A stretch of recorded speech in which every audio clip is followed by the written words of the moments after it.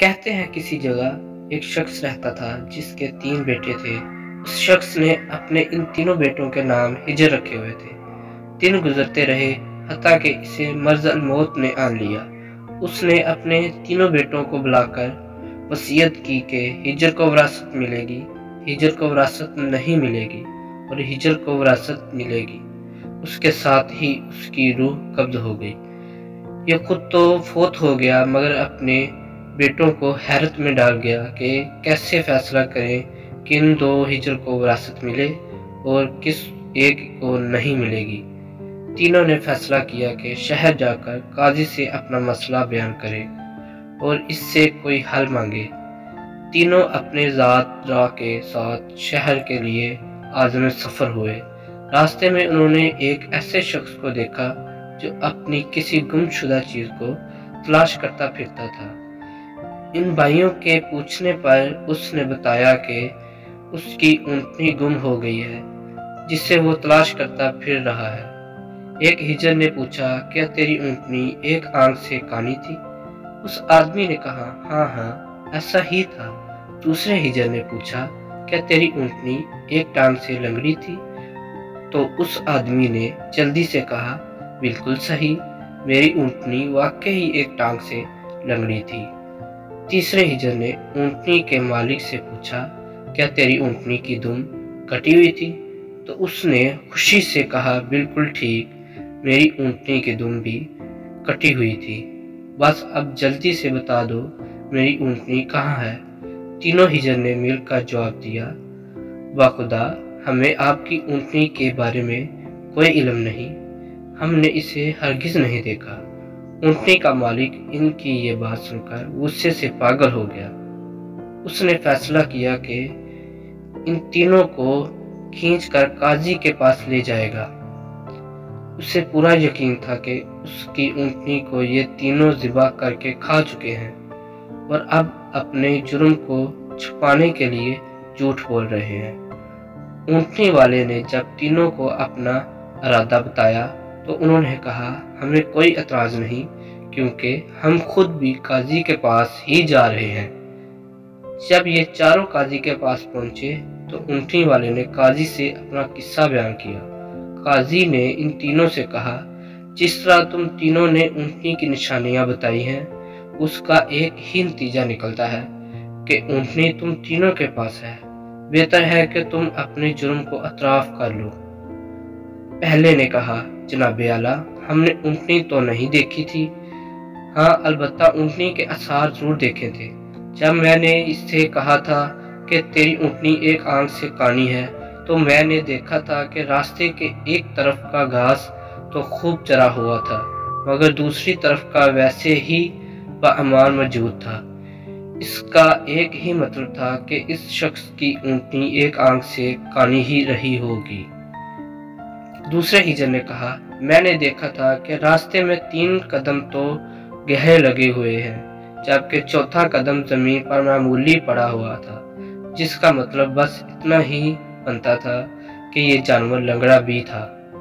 تیسرے ہجر نے کہا، اونٹ جب راہ چلتے ہوئے اپنا گوبر گراتے ہیں تو دم سے ادھر ادھر بکھیرتے ہیں، جبکہ ہم جس راہ سے آئے تھے وہاں پر گوبر ایک ہی لائن میں سیدھا گرا ہوا تھا، جس کا ایک مطلب ہو سکتا تھا کہ اونٹنی کی دم کٹی ہوئی ہے جو اپنا گوبر دائیں بائیں نہیں پھیلا پائی۔ قاضی نے بغیر کسی دیر کے اس آدمی کی طرف دیکھا اور کہا، تم جا سکتے ہو، تمہاری اونٹنی ان لوگوں کے پاس نہیں ہے اور نہ ہی انہوں نے اسے دیکھا ہے۔ اونٹنی والے شخص کے جانے کے ان تینوں بھائیوں نے قاضی سے اپنا قصہ بیان کیا، جسے سن کر قاضی بہت حیران ہوا۔ ان تینوں سے کہا، تم آج کی رات مہمان خانے میں ٹھہرو، میں کل تمہیں سوچ کر کوئی حل بتاؤں گا۔ یہ تینوں مہمان خانے میں جا کر ٹھہرے تو انہوں نے محسوس کیا کہ ان کی نگرانی کی جا رہی ہے۔ کچھ دیر کے بعد ان کے لیے کھانا لایا گیا جو گوشت کے پکے ہوئے سالن اور روٹیوں پر مشتمل تھا۔ پہلے نے کھانے کو دیکھتے ہی کہا، یہ سالن کتے کے گوشت کا بنا ہوا ہے۔ دوسرے نے کہا، روٹیاں جس عورت نے پکائی ہیں वो हमल के साथ और पूरे दिनों से है। तीसरे ने कहा, ये काजी हराम फेल की औलाद है। बात काजी तक पहुंच गई। उसने तीनों को दूसरे दिन अपनी अदालत में तलब कर लिया।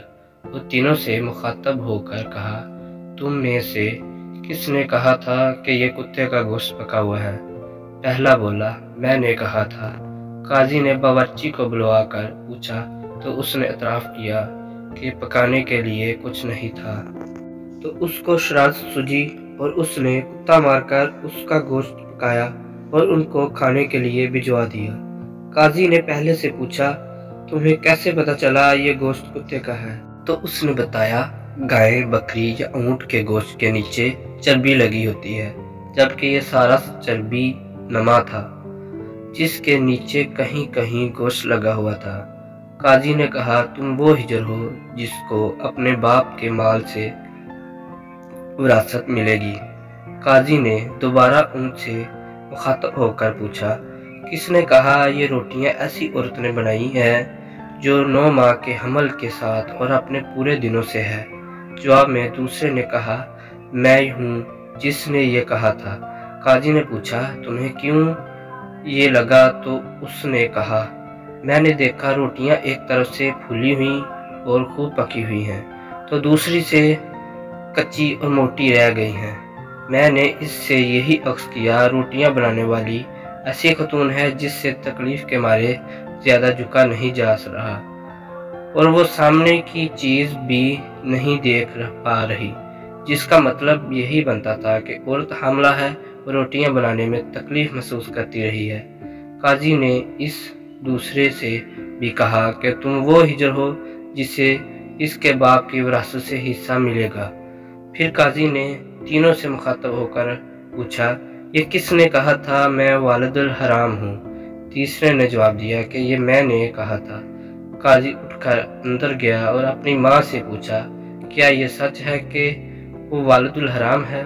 तो उसकी माँ ने कहा, यह सच है कि तुम हराम के हो। काजी ने वापस आकर उस तीसरे हिजर से पूछा, तुम्हें क्यों कर मालूम हुआ मैं हरामी हूँ?